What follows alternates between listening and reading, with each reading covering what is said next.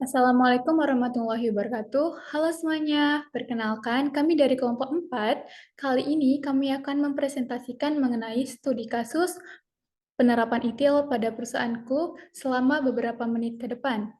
Berikut kami akan membahas mengenai latar belakang, masalah, solusi, implementasi ITIL, hasil dan evaluasi, yang terakhir yaitu kesimpulan. Mengenai latar belakang dan masalah akan dibahas oleh saya sendiri. Oke, PT Klo Indonesia adalah perusahaan teknologi yang berbasis di Indonesia, yang didirikan oleh Rama Raditya dan Andre Hutagulung pada tahun 2014. Pada awalnya, Klo didirikan sebagai aplikasi yang dapat digunakan oleh warga Jakarta untuk memberikan laporan mengenai pelayanan publik.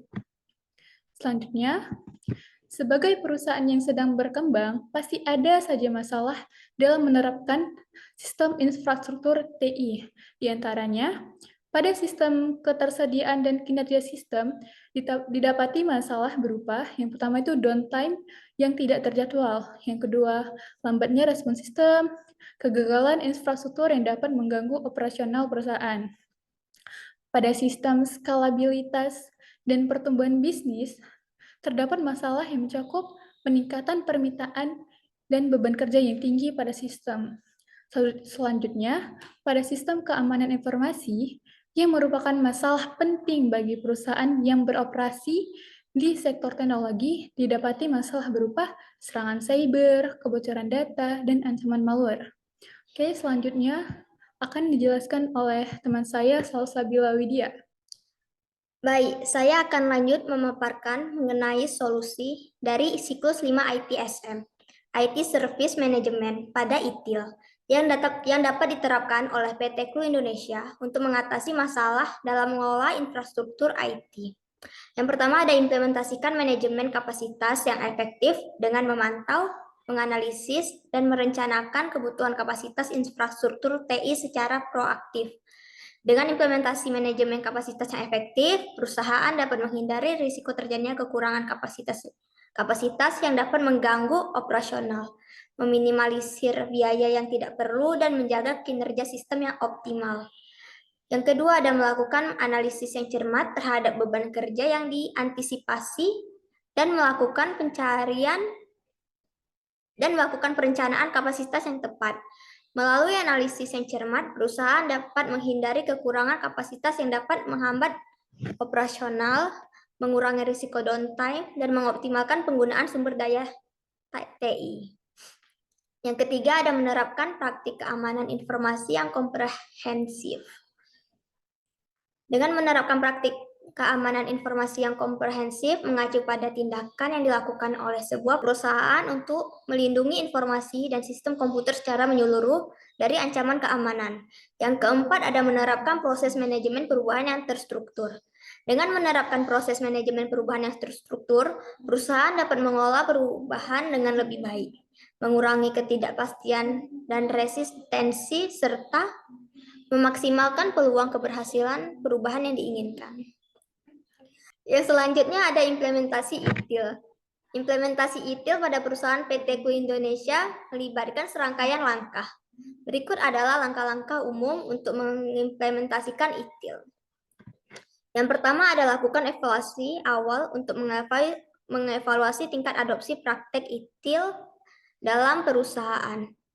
Evaluasi ini juga dapat membantu perusahaan untuk memperoleh manfaat yang lebih besar dari praktik ITIL, seperti peningkatan efisiensi kualitas layanan yang lebih baik dan manajemen risiko yang lebih efektif.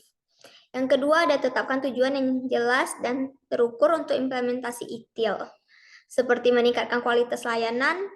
Dengan menetapkan tujuan yang jelas dan terukur, perusahaan dapat mengarahkan upaya implementasi ITIL dengan lebih efektif, mengukur keberhasilan, dan memastikan bahwa implementasi ITIL berkontribusi pada peningkatan kualitas layanan dan pencapaian tujuan bisnis yang lebih besar. Yang ketiga adalah bentuk tim ITIL yang terdiri dari anggota yang memiliki pemahaman tentang ITIL. Dengan bentuk tim ITIL, perusahaan dapat memastikan adopsi yang konsisten dan efektif dari praktik-praktik ITIL. Tim ini akan menjadi pusat keahlian dan sumber daya yang berharga dalam upaya peningkatan pengelolaan layanan TI dan mencapai tujuan bisnis yang terkait dengan TI. Yang keempat adalah lakukan analisis terhadap proses yang ada dan identifikasi area yang memerlukan perbaikan. Melalui analisis terhadap proses yang ada dan identifikasi area yang memerlukan perbaikan, perusahaan dapat mengidentifikasi potensi perbaikan dan mengambil langkah-langkah untuk meningkatkan kualitas, efisiensi, dan efektivitas proses-proses mereka. Yang selanjutnya akan dipaparkan oleh Nazifa Samsuriza. Baik, selanjutnya saya akan memaparkan yaitu mengenai hasil dan evaluasi. Beberapa hasil yang mungkin dicapai melalui implementasi yaitu dengan peningkatan kualitas layanan, yaitu dengan mengadopsi praktik-praktik ITIL, perusahaan yang dapat meningkatkan kualitas layanan teknologi informasi yang mereka berikan, yaitu mencakup pengurangan downtime system. Yang kedua yaitu efisiensi operasional ITIL membantu perusahaan mengoptimalkan proses operasional mereka dengan mengenali dan menghilangkan aktivitas yang tidak perlu, yaitu dengan mengurangi duplikasi pekerjaan. Selanjutnya, dengan mengurangi kemungkinan terjadinya gangguan sistem dan menyediakan kerangka kerja yang membantu dalam pengumpulan analisis dan pelaporan data yang diperlukan. Selanjutnya, ada kesimpulan. Kesimpulan yang dapat kita ambil dari studi kasus penerapan ITIL pada perusahaanku yaitu secara keseluruhan ITIL dapat membantu PT CLU Indonesia dalam meningkatkan kualitas layanan, efisiensi operasional, manajemen perubahan yang efektif, kepuasan pelanggan, serta mengurangi risiko yang terkait dengan operasi TI. Dengan menerapkan praktik-praktik ITIL, perusahaan dapat mengoptimalkan operasi mereka, meningkatkan layanan yang diberikan, dan mencapai tujuan bisnis yang lebih baik.